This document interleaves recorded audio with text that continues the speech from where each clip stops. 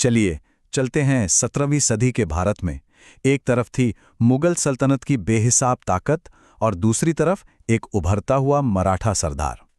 ये कहानी है इतिहास के सबसे बड़े और दिलचस्प संघर्षों में से एक की। तो सवाल ये उठता है कि आखिर ये होता कैसे है? कोई कम संसाधनों के बावजूद एक स्थापित महाशक्ति को कैसे चुनौती दे सकता है? चलिए आज इसी सवाल का जवाब ढूंढते हैं इस ऐतिहासिक टकराव की गहराइयों में जाकर। तो कहानी के एक सिरे पर है मुगल बादशाह औरंगजेब। उनके दौर में मुगल साम्राज्य अपनी ताकत के शिखर पर था, एक ऐसी शक्ति जिसे हराना लगभग नामुमकिन सा लगता था। जरा अंदाजा लगाइए औरंगजेब का साम्राज्य कितना बड़ा था। 1658 से 1707 तक, मतलब लगभग 50 साल के अपने शासनकाल में उसने इसे काबुल से लेकर चटगांव तक फैला दिया था। उसकी सेनाएं विशाल थीं, पारंपरिक तरीके से लड़ने में माहिर थी और सल्तनत के पास तो दौलत की कोई कमी ही नहीं थी। वो सुन्नी इस्लाम का एक कट्टर समर्थक भी था, जिसका असर उसकी हर नीति पर साफ साफ दिखता था। और कहानी के दूसरे सिरे पर हैं शिवाजी महाराज। वो सिर्फ एक योद्धा नहीं थे, बल्कि एक क्रांतिकारी विचारक थे। उनके पास मुगलों जैसी सेना या दौलत तो नहीं थी, पर उन्होंने इसकी भरपाई अपनी जबरदस्त और लीग से हटकर बनाई गई रणनीति से की। दोनों की सैन्य सोच में जमीन आसमान का फर्क था। जहां एक तरफ मुगल खुले मैदान में अपनी भारी भरकम सेना और ताकत पर भरोसा करते थे, वहीं शिवाजी की रणनीति बिल्कुल अलग थी। वो गुरिल्ला युद्ध के मास्टर थे। उनकी सेना छोटी, हल्की और बहुत फुर्तीली थी, जो बिजली की तेजी से हमला करती और फिर दुश्मन के संभलने से पहले ही पहाड़ियों में गायब हो जाती। शिवाजी की इस खास युद्ध नीति का एक नाम भी था, गनीमी कावा। अब ये गनीमी कावा है क्या? सीधे शब्दों में कहें तो यह गुरिल्ला युद्ध का ही एक देसी रूप था, जिसे खास तौर पर दक्कन के पठारी और पहाड़ी इलाकों के लिए बनाया गया था। इसका सीधा सा सिद्धांत था, छोटी छोटी टुकड़ियों में घात लगाकर हमला करो, दुश्मन को हैरान करो और एक बड़ी सेना को थकाकर तोड़ दो। और ये रणनीति इतनी कामयाब कैसे हुई?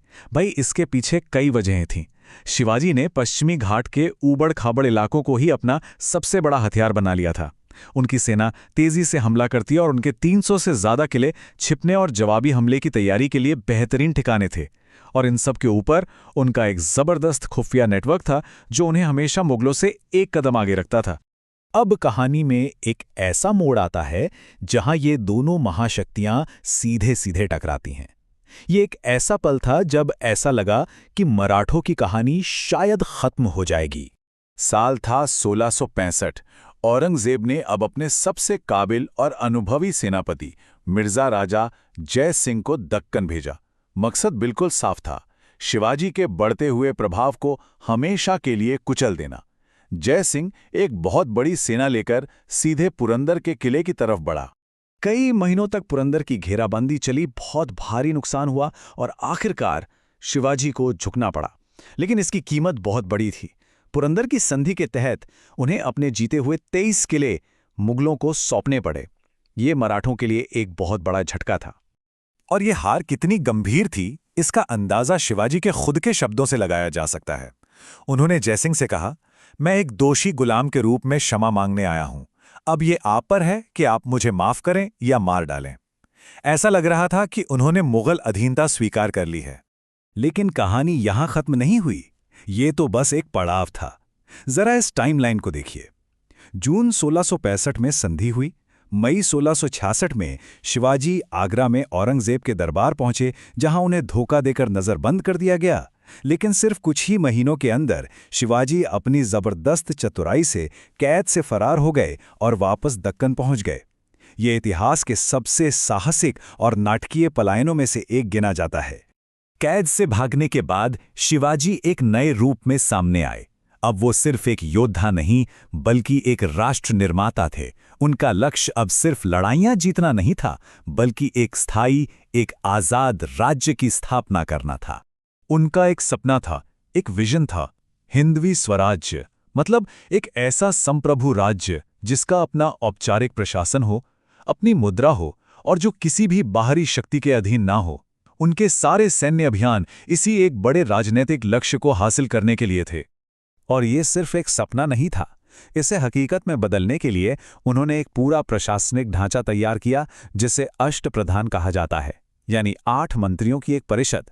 इसमें प्रधानमंत्री यानी पेशवा, वित्त मंत्री यानी अमात्य और प्रधान सेनापति जैसे अहम पद शामिल थे।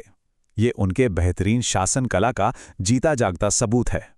तो इस दशकों लंबे संघर्ष का आखिर में नतीजा क्या निकला? दोनों साम्राज्यों पर इसका क्या असर हुआ? चलिए देखते हैं। नतीजा ये हुआ कि एक तरफ तो शिवाजी ने मराठा साम्राज्य की नींव सफलतापूर्वक रख दी, लेकिन वहीं दूसरी तरफ औरंगजेब के लिए ये जुनून, ये जिद बहुत ज्यादा महंगी साबित हुई। दक्कन में सालों साल चले इस युद्ध ने मुगल साम्राज्य की कमर ही तोड़ दी। इतिहासकार इसकी तुलना अक्सर नेपोलियन के स्पेन अभियान से करते हैं। कहा जाता है कि जैसे स्पेनिश नासूर ने नेपोलियन को बर्बाद कर दिया था, ठीक उसी तरह दक्कन के नासूर ने औरंगजेब के साम्राज्य को अंदर से खोखला कर दिया। दशकों तक दक्कन में लड़ने की वजह से शाही खजाना लगभग खाली हो गया, प्रशासन कमजोर पड़ गया और सेना का मनोबल भी टूट चुका था। तो ये सदियों पुरानी कहानी आज भी बहुत कुछ सिखाती है। ये दिखाती है कि कैसे नई सोच और लीक से हटकर बनाई गई रणनीति बड़ी बड़ी पारंपरिक ताकतों पर भी भारी पड़ सकती है। यह हमें इस बात पर सोचने के लिए मजबूर करती है कि शक्ति का असली मतलब आखिर है क्या? क्या वो विशाल सेनाओं में है या फिर सही समय पर सही चाल चलने की कला में?